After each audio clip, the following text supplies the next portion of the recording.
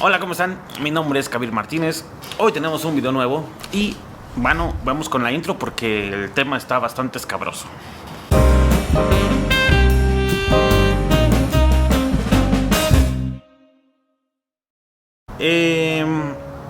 No tengo que aclarar nada. Creo que el mensaje es bastante directo, es bastante sencillo, bastante práctico. Y la realidad es que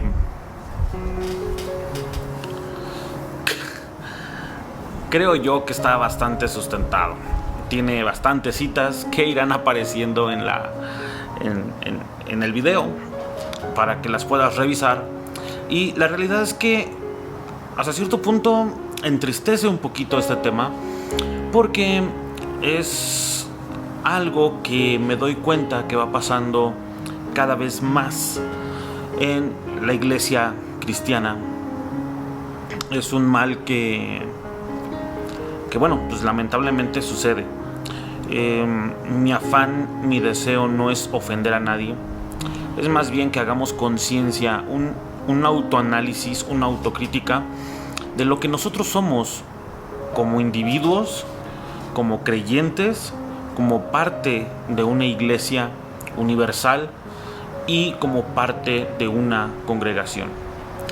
Entonces, espero que esto lo podamos tomar de la manera más madura, que pueda sanar el corazón de las personas que ha sido maltratado, herido, que se han visto ofendidas, lastimadas y dañadas por este tipo de situaciones, pero sobre todo el frenar un poquito esta ola de es que no sé cómo decirlo, paladines de la verdad o dueños de la verdad absoluta. Espero se pueda entender este tema de la mejor manera, y si no, cualquier duda, comentario lo pueden dejar aquí abajito en mis redes sociales, que yo con mucho gusto lo voy a recibir y trataré de darle respuesta lo antes posible. Entonces, como ya vieron en el título, hay un mandamiento el cual Jesús dijo de manera muy explícita y bastante directa, es decir, no tiene ninguna metáfora, simbolismo, indirecta. Es un mandamiento sumamente sencillo, práctico y entendible, que hoy en día no se está aplicando. Hoy en día son muchos los líderes, son muchos los creyentes que están omitiendo este mandamiento en pos de querer tener una verdad, en pos de una supuesta sana doctrina, en pos de la sanidad en la iglesia, pero que conforme avanza el video nos iremos dando cuenta que pues en realidad no es ni una ni la otra. El cuerpo de Cristo es algo más allá que una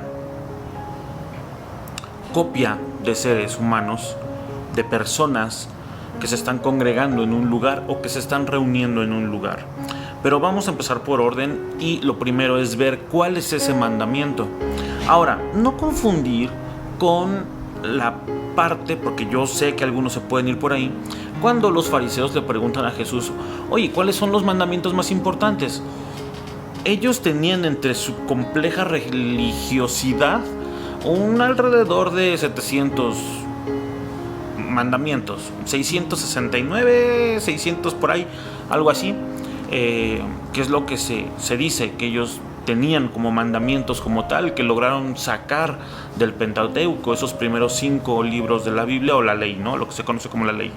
Bueno, los dividían de diferentes maneras, de diferentes importancias, siendo que Dios nunca le dio una importancia a cada uno como tal, y la ley tiene significados y tiene una prioridad, o buscaba una prioridad, y es que era el sembrar en el corazón humano la forma de pensar de Dios o las prioridades que Dios tenía. Pero eso nunca se logró. Por eso tuvo que llegar la gracia. Entonces, el mensaje o el mandamiento que Jesús deja explícitamente viene en Juan 13:34 y dice lo siguiente: Por cierto, voy a leer en la versión de Palabra de Dios para Todos, por si alguien usa versión 60, traducción del lenguaje actual. Todos estos pasajes creo yo que son más entendibles en la versión Palabra de Dios para Todos. Si a alguien no le gusta esta versión, con toda libertad puede leerlos en alguna otra, que la verdad no cambia nada. Dice el versículo 34 de Juan 13: les estoy dando un mandamiento nuevo, que se amen los unos a los otros. Ámense tal como yo los amé. Es un mandamiento muy sencillo, muy práctico, bastante conciso, creo yo. No tiene mayor complejidad, pero nosotros lo hemos complicado. Es algo que nos es difícil el poder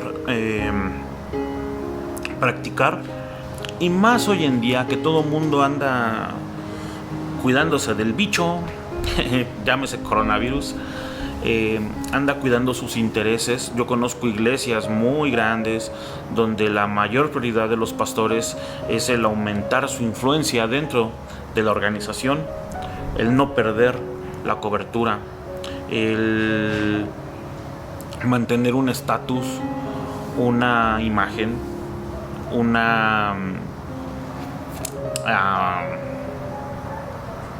relevancia dentro de la organización. Y lamentablemente, pues bueno, eso termina afectando tarde o temprano en la congregación, porque son cosas que se van pasando. Ahora, yo últimamente he escuchado mucho acerca de iglesias pequeñas que se quejan de las iglesias grandes que se quejan de las iglesias pequeñas, pastores famosos que hablan de cómo otros pastores hablan de ellos, pastores no famosos que se la pasan hablando de pastores más relevantes que ellos. También podemos hablar de los pastores legalistas que se dedican a hablar de otros pastores, y así, o sea, es un ataque entre siervos con siervos, creyentes, denominaciones, que la verdad a mí me termina pareciendo algo pesado, cansado y nada productivo.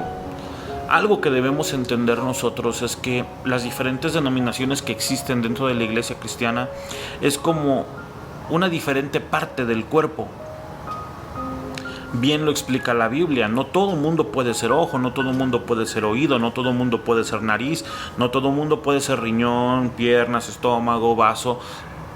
El cuerpo de Cristo es una serie o un conjunto de diferentes órganos que funcionan con un fin, con un propósito. Ahora, esas diferencias es lo que nos une, y esas diferencias es lo que nos permite ser parte del cuerpo de Cristo. A algunos les gusta una música más estridente, a algunos les gustan los himnarios, a algunos les gustan las luces, a otros les gustan las velas, a algunos les gusta la luz del día, a otros les gusta la luz artificial, a unos les gusta la batería, a otros les gusta el órgano, a unos les gusta la guitarra eléctrica, a otros a lo mejor la guitarra acústica. Esto es estrictamente estar fuera de la visión de Dios. Claro que no. No hay ni un solo versículo que defina el culto de alguna manera en específico. Algunos quieren tomar el Salmo 150 como una referencia a cómo se debe alabar a Dios o con qué se debe alabar a Dios, pero la realidad es que se alababa a Dios en ese entonces con lo que había, con lo que se conocía. No existían cosas como las de hoy en día. Es más, el piano ni siquiera existía en esos tiempos. Existía la lira, que tampoco tiene que ver con una guitarra. Se parece, pero no es igual. O sea, son instrumentos que con el paso del tiempo pues fueron cambiando, se fueron modernizando. Algunos aparecieron, otros desaparecieron, algunos son reliquias y se conservan.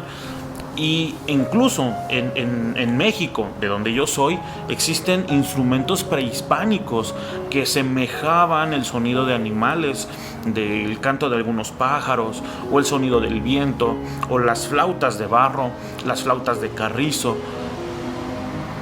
A lo que voy, las diferentes denominaciones también las podemos tomar como los nombres de Dios.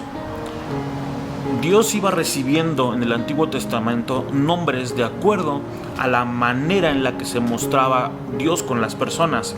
Es decir, algunos decían Jehová es mi paz, porque les daba paz en ese momento.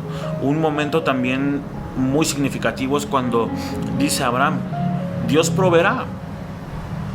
Entonces se le llama a Dios como proveedor, o Jehová Rafa, el sanador, ¿no?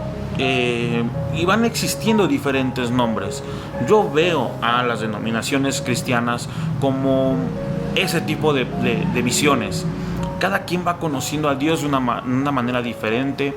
Algunos lo ven como un método, algunos lo ven como alguien muy sereno, muy serio, algunos lo vemos como alguien muy divertido y alegre.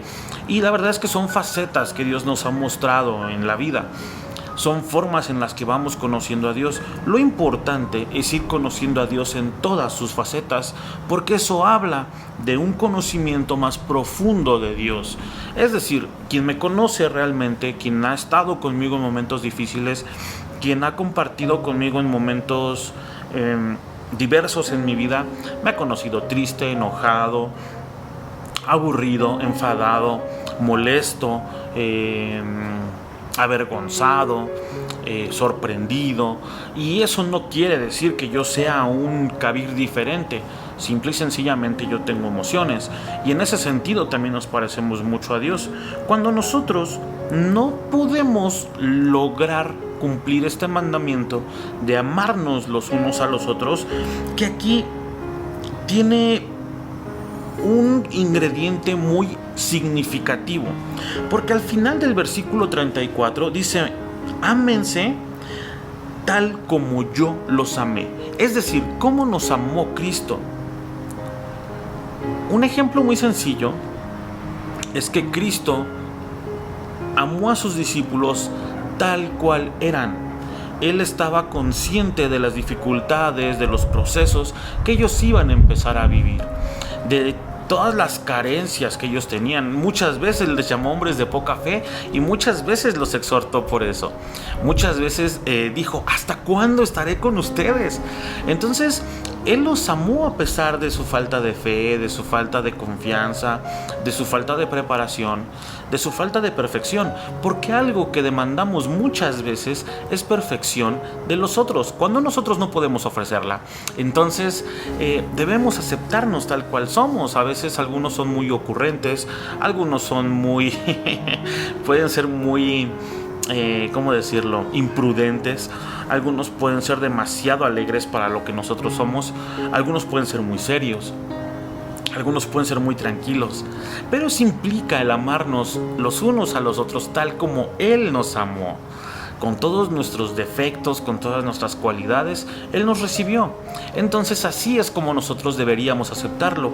Y lo repito, no lo digo yo, es lo que dice el texto: ámense tal como yo los amé.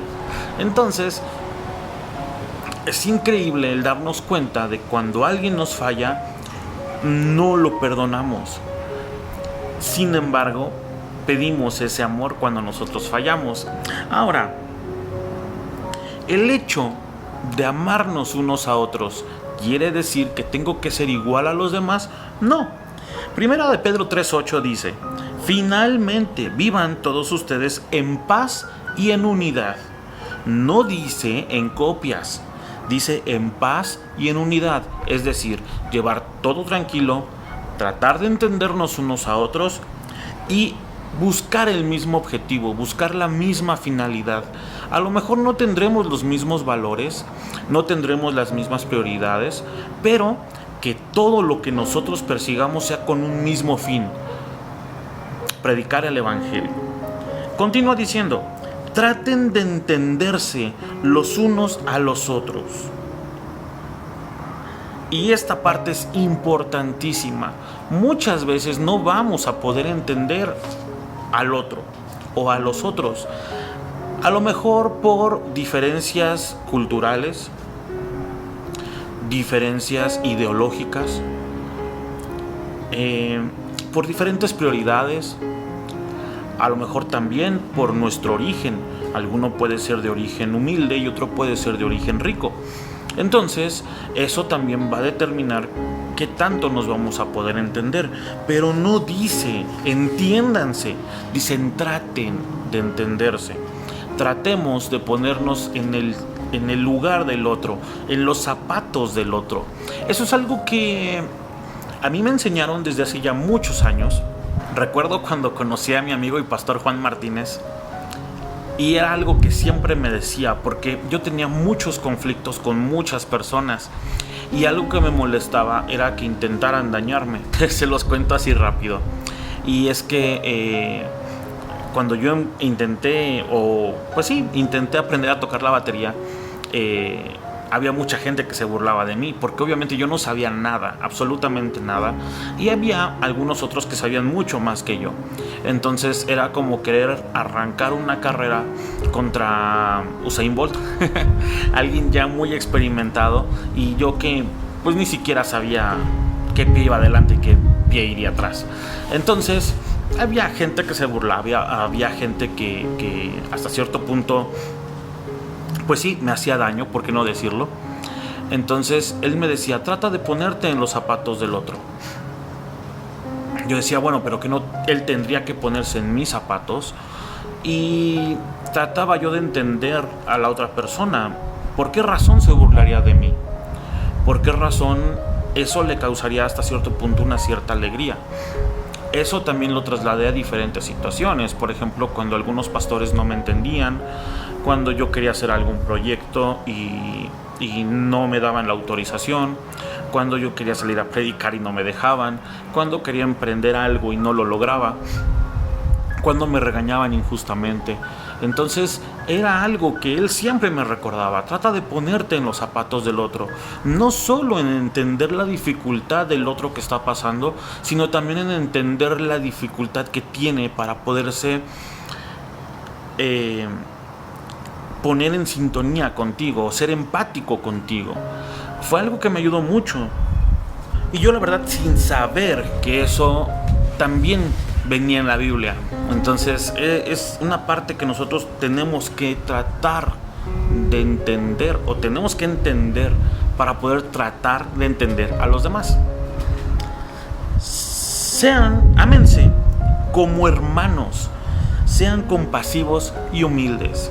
La verdad es que no es tan difícil el poder amar a alguien más si tratamos de entender su situación.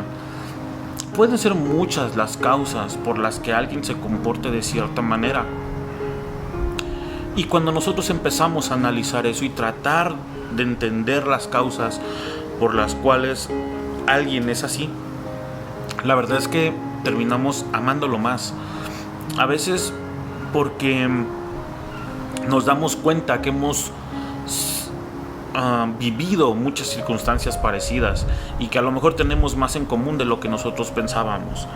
Algo que hoy en día ya no veo mucho es el tema de querernos ayudar. Es muy común que cuando alguien expresa una debilidad en la congregación, admite que tiene problemas con algún pecado, sea excluido, sea dejado de un lado. Incluso si tiene algún cargo, pues sea quitado, o si ofrecía algún servicio en la iglesia, le den las gracias. Y miren, dice Gálatas 5:13: hermanos, Dios los ha llamado para ser libres, pero no permitan que la libertad sea excusa para complacer sus deseos perversos. Aquí podemos dejarlo como algo que yo no tendría que hacer, como algo que, bueno, Jesús me hizo libre y yo debería dejar de estar haciendo tal o cual pecado. Pero la terminación del pasaje dice lo siguiente: mejor ayúdense los unos a los otros siempre con amor. ¿Y esto qué quiere decir? Que a veces está en nosotros un deseo perverso de complacernos en exponer a alguien. Hay un deseo o una satisfacción en nosotros al momento de que exponemos el pecado de alguien más. Y aquí lo que le están diciendo a los Gálatas es: en lugar de sentirse bien por haber expuesto el pecado de una persona, mejor ayúdense a poder superar los pecados que tienen. Porque aquí hay que recordar cuando Jesús habla acerca de las vigas en el ojo, y es que siempre tú vas a tener la mayor viga, o siempre tú vas a tener la viga y tu hermano va a tener la paja. Cuando nosotros volteemos el panorama va a ser lo mismo. Cuando Él quiera hacer un análisis de mi vida y de mi pecado, Él tendrá la viga y yo tendré la paja. Es decir, nunca le vamos a ganar al otro. Siempre recaerá sobre nosotros la responsabilidad de analizarnos y de tener que cambiar lo que está mal. Es ahí entonces cuando podremos ver la paja del hermano o del otro. Si tú te pones a comparar pecados de tu persona con la de otra, siempre te vas a dar cuenta que vas a tener el pecado más grande. Sobre todo porque tú sabes realmente lo que está pasando en tu vida, y el otro, pues solo sabes lo que alguien te contó. Nunca conoces todo el panorama. En cambio, de tu vida sabes todo el trasfondo y sabes todo. Jesús dejó un grande ejemplo de amor y servicio, algo que yo no había entendido del todo, pero que últimamente me cayó el 20 gracias a algunas predicaciones, y sobre todo al volverlo a leer y releerlo. Este pasaje no estaba dentro de lo que yo tenía pensado para este video, pero al momento de estar haciendo una búsqueda rápida de algunos pasajes para ejemplificar lo que yo quería decir, bueno, apareció. Y dice Juan 13:17: ahora entienden lo que es servirse unos a otros y lavarse los pies unos a otros. Dios los bendecirá si lo ponen en práctica. El lavado de pies era el más bajo de los trabajos que existía en la época de Jesús. Era un trabajo tan denigrante, tan de baja categoría, que existía un esclavo específicamente para ese servicio. ¿Por qué? Porque obviamente en la época de Jesús no había caminos pavimentados, no había carros, no había calzados. Se usaban como calzado los huaraches, las sandalias, y los caminos eran de tierra. Entonces toda la polvareda y todo lo que había en el camino, podrían haber pisado excremento, podrían haber pisado orines, podrían haber pisado saliva, podrían haber pisado muchas cosas en el camino. Y obviamente había un proceso de que al estar caminando en ese tipo de caminos, los pies se ensuciaban. Entonces cuando una persona llegaba de invitado a la casa de alguien, el anfitrión lo que hacía era que, como había comisionado una persona para lavar los pies, esa persona se encontraba impura constantemente. Entonces, al estar constantemente limpiando pies, la persona podría haber limpiado excremento, podría haber limpiado, no sé, algún cadáver de algún pajarito, cosas así, algún animal muerto. Entonces, esa persona se consideraba impura, entonces no hacía nada más que eso. Digamos que era una persona que estaba sucia y estaba contratada para permanecer sucia. Entonces Jesús, un rabí, un maestro, alguien puro, se pone al nivel más bajo del escalafón social de ese entonces y empieza a limpiarle los pies a los discípulos.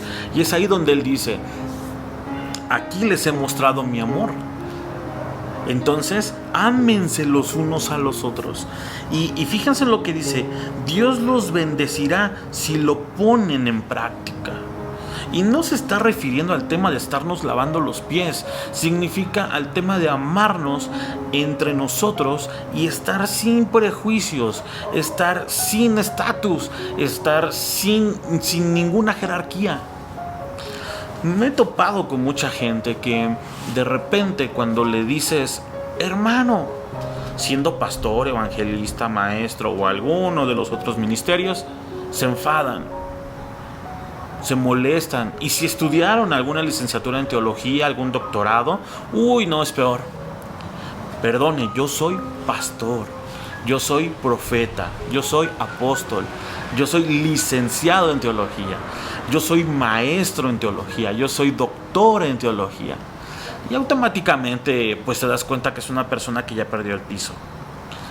Si nosotros no podemos conservar el estatus más básico entre todos, que es la hermandad, nosotros fuimos llamados a ser hermanos entre nosotros. No hay mayor, no hay menor. A lo mejor en un sentido de autoridad podemos entenderlo, pero la realidad es que ante los ojos de Dios somos lo mismo. Tenemos las mismas cargas, tenemos los mismos problemas y las mismas responsabilidades individuales. Entrando a un tema de autoridad, sí, existen pastores, existen líderes, existen diáconos, existen apóstoles, existen profetas, me queda perfectamente claro. Pero el hecho de que alguien no pueda reconocer o no pueda vivir sin ese estatus, la verdad es que también refleja algo muy oscuro de su corazón. Colosenses 3:13 dice lo siguiente: no se enojen unos con otros, más bien perdónense unos a otros. Cuando alguien haga algo malo, perdónenlo, así como también el Señor los perdonó a ustedes. Y esto es algo que quiero dejarlo porque habla dentro de la comunidad, dentro de la congregación. No estoy hablando de la gente que está fuera. Este tema no es para la gente que está fuera. Estamos hablando a las personas que están dentro de la congregación. Es muy importante que nosotros mantengamos la unidad y mantengamos el amor entre nosotros, perdonándonos. Y es algo, me sorprende que no dice que el ofensor pida el perdón. Dice: perdónense las ofensas, como yo los he perdonado. Muchas veces hemos leído ese pasaje de Jesús en la cruz, pero hablamos de cuando Jesús perdonó a sus agresores. Pero ¿qué pasó con los discípulos? Todos salieron huyendo. Después por ahí Juan lo empezó a seguir, Pedro lo empezó a seguir hasta que lo negó. En el momento de la verdad, en el momento en el que Jesús fue aprendido, todos los discípulos desaparecieron, todos huyeron. Y aún así vemos a Jesús yendo por cada uno de ellos, yendo por los caminos, encontrando a cada uno de ellos. Normalmente leemos cuando Jesús fue por Pedro y lo hace repetir 3 veces y lo amaba. Pero no fue el único. También en el camino se encontró a dos de sus discípulos y habló con ellos. Se presentó delante de todos estando en una habitación. Los perdonó, porque si no, no hubiera hecho esas apariciones. Es importante que nosotros mantengamos la unidad y aprendamos a lidiar con nuestras diferencias entre denominaciones. Recuerdo mucho, y es algo que me dejó muy marcado, de estar escuchando pues no fue una prédica como tal, creo yo, fue más bien como una plática, o al menos así yo lo sentí, del hermano Julio Melgar. Ya falleció algunos años, y en medio de la enfermedad que él estaba viviendo, él decía: si algo me dejó esta enfermedad y algo bonito puedo yo recordar, es el hecho de que me estuvieron visitando amigos que no se veían de hace tiempo, porque fulano no venía, si mengano aparecía, porque tenía problemas uno con otro, porque se habían peleado, se habían dejado de hablar, eran de diferente denominación. Y en medio de mi enfermedad, en medio del momento que yo estoy pasando, pudieron reunirse todos y pudimos pasar un tiempo bastante agradable. Es algo que nosotros deberíamos poder sobrellevar, nuestras diferencias entre denominaciones. Y más aún, porque no solo es entre denominaciones, entre iglesias. Porque resulta que la iglesia pentecostal de no sé quién no se lleva con la iglesia pentecostal de no sé cuál. Entonces debemos entender que todos somos un cuerpo en Cristo. Y algo que a mí me queda muy claro es que para poder llegar a ese punto hay que entender algo sustancial. Nosotros no somos quien para juzgar a nadie. Podemos tener nuestras opiniones, y como dice Romanos 14, tú tienes alguna opinión, quédatela contigo para con Dios. Pero no necesariamente tienes que decírselo a los demás. Es decir, yo escucho mucho que le tiran al pastor Cash Luna, que le tiran al pastor Guillermo Maldonado, ahora con lo de su divorcio, que ya tiene como un año y medio que se divorció. Todo mundo, o bueno, muchos predicadores estuvieron hablando del tema y condenándolo, otros apoyándolo, y decían, no, ¿cómo lo van a apoyar si se va a divorciar? Y otros decían, no, es que sí, que no sé qué. En realidad a nadie nos consta qué es lo que pasa en sus círculos íntimos. Por ejemplo, si quisiéramos hablar del divorcio del pastor o del apóstol Guillermo Maldonado, a mí no me consta de a qué se debió. Y siendo honesto, es algo que a mí no me interesa. El cómo logró su dinero Cash Luna tampoco es algo que a mí me interese. Y podrías decir, bueno, ¿por qué no? ¿Qué tal si son lobos disfrazados de ovejas? Bueno, a mí no me toca juzgarlos. O sea, yo tomo lo que me puede interesar, lo que me pueda servir, y desecho lo que no. La verdad también es que son gente que yo no persigo, o gente que yo no sigo en redes sociales. Por lo mismo no puedo opinar acerca de ellos.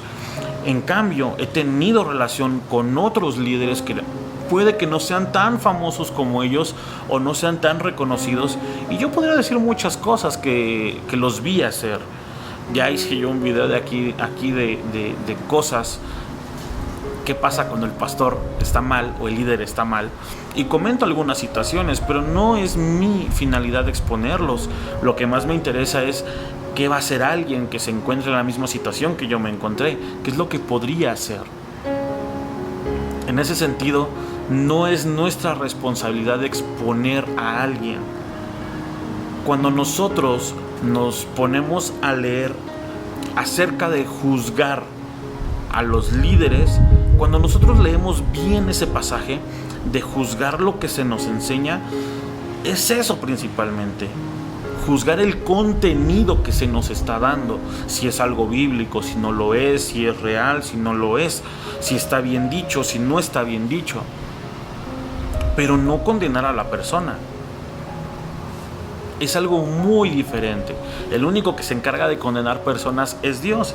Y lo voy a reforzar con estos dos pasajes. Salmo 75:7 dice: Dios es el único capaz de juzgar.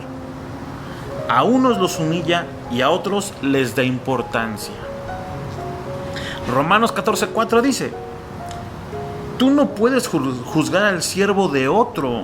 Solo el propio amo puede aceptar o condenar a su siervo, y será aceptado porque el Señor es capaz de hacer que su siervo sea aceptado. Entonces, regresando al Salmo 75, Dios es el único que puede juzgar realmente, porque Él conoce el interior del corazón y Él ha visto toda nuestra vida.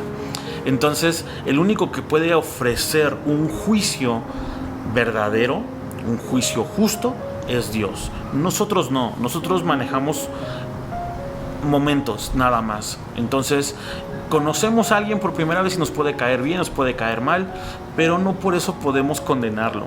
Entonces, podemos emitir un juicio de valor, por decirlo así. Me cayó bien, me cayó mal, ay, hizo muecas, ay, no. Pero hasta ahí no podemos decir si realmente es un siervo de Dios o no, porque su amo es el único que puede juzgarlo de esa manera. Eso lo dice Romanos 14, en el versículo 4. Es solo el amo quien puede juzgar a su siervo, tú no. Y es solo el amo el que es capaz de hacer que ese siervo sea encontrado justo o no. En pocas palabras, amémonos los unos a los otros. Todo el mundo se va a dar cuenta de que son mis seguidores si se aman los unos a los otros. Juan 13:35. Espero que este video te haya sido de mucha ayuda. Te mando un fuerte abrazo, cuídate mucho. Seguiré subiendo un video semanal. Espero yo que te sea de mucha ayuda. Te dejo mis redes sociales en la descripción de este video. Los comentarios están abiertos. Si en algo te puedo ayudar, si quieres dejar alguna queja, con mucho gusto las recibiré. Muchas gracias por ver este video. Nos estamos viendo en el siguiente. Cuídense mucho. Bye. Muchas gracias por ver este video o por escuchar este podcast. Recuerda que en la descripción vas a encontrar mucho material que te pueda ayudar. Todas mis redes sociales y los comentarios siempre están abiertos. Cuídate. Chao.